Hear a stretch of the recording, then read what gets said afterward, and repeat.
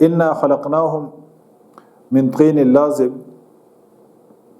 یہ سورہ سجدہ کی آیات تھی، پہلی جو دو آیتیں ہم نے پڑھی، اور سورہ صافات میں طین لازب، انا خلقناہم من طین لازب، یقیناً اللہ فرماتے ہیں کہ ہم نے انسان کو پیدا کیا طین لازب، اسٹکی کلے، لیزدار مٹی بھی، هو انشاءکم من الارض، اس اللہ نے تمہیں زمین سے پیدا کیا، سورہ ہود، واللہ انبتکم من الارض نباتا، اللہ نے تمہیں زمین سے اگایا، واللہ انبتکم من الارض نباتا، and Allah has caused you to grow from the earth a progressive growth. ثم یعیدکم فیہا ویخرجکم اخراجا، اور پھر اس مٹی کے اندر تمہیں لوٹائے گا دوبارہ، اور پھر تو دوبارہ اس سے نکالے گا تمہیں، ثم یعیدکم فیہا ویخرجکم اخراجا، یعنی انسان کو مٹی سے پیدا کیا، پھر مرنے کے بعد دوبارہ اس کے اندر واپس کیا مٹی کے اندر، اور پھر قیامت کے دن دوبارہ جو ہے نا اس کو اٹھائے گا اسی مٹی سے۔ وَقَدْ خَلَقَكُمْ أَطْوَارًا، اور اس نے کیسے طور سے تمہیں بنایا، while he has created you in stages، اسی طرح اللہ نے فرمایا قرآن پاک میں سورہ طٰہٰ میں، مِنْهَا خَلَقْنَاكُمْ وَفِيهَا نُعِيدُكُمْ وَمِنْهَا نُخْرِجُكُمْ تَارَةً أُخْرَى، اللہ فرماتے ہیں کہ اس زمین سے، اس مٹی سے ہم نے تمہیں پیدا کیا، اس کے اندر ہم تمہیں دوبارہ لوٹائیں گے، وَمِنْهَا نُخْرِجُكُمْ تَارَةً أُخْرَى، اور اسی سے تمہیں دوبارہ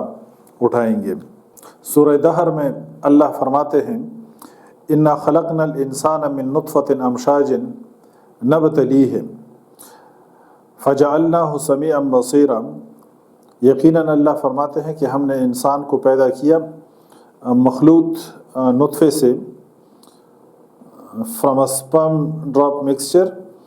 نبتلیہ so that we may test ہم، کہ اس کی ہم آزمائش کریں، امتحان کے لیے ہم نے اس کی تخلیق کی، فجعلناہ سمیعا بصیرا، اور اللہ فرماتے ہیں کہ پس ہم نے اس کو بنایا سننے والا اور دیکھنے والا۔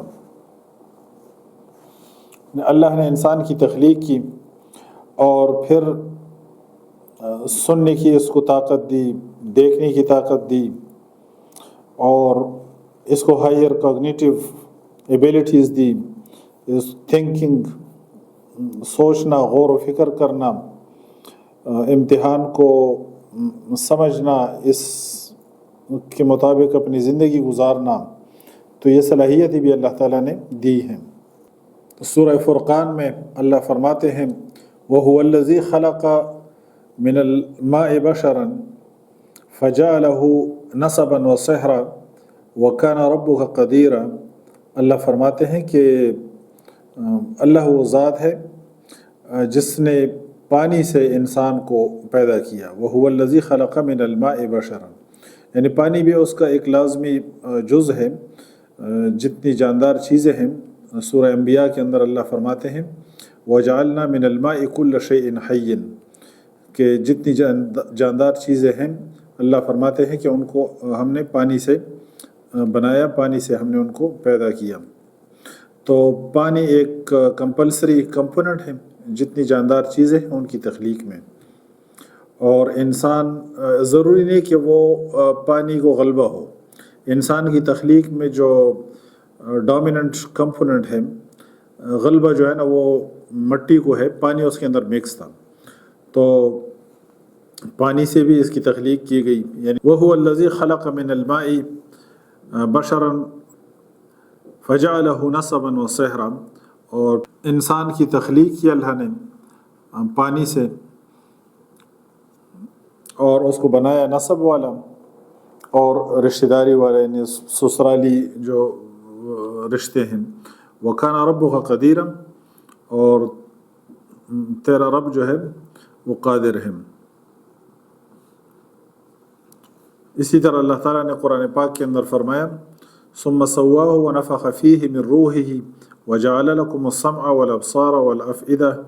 قَلِيلًا مَا تَشْكُرُونَ، سورہ سجدہ کی آیات پڑھی، اللہ نے فرمایا کہ جو چیز اس نے پیدا کی کیا خوب پیدا کی، اور انسان کی ابتدا جو ہے وہ مٹی سے کی، گیلی مٹی سے. وبدا خلق الانسان من طین، اور پھر اس کی نسل جاری کی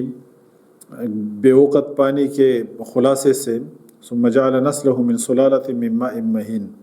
اور پھر اللہ فرماتے ہیں ثم سواہ ونفخ فیہ من روحہ،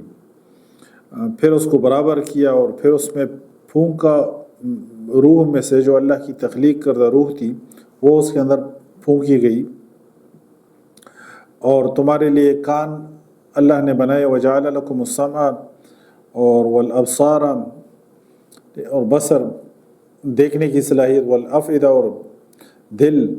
قلیلا ما تشکرون، بہت کم تم شکر کرتے ہو. Little are you grateful.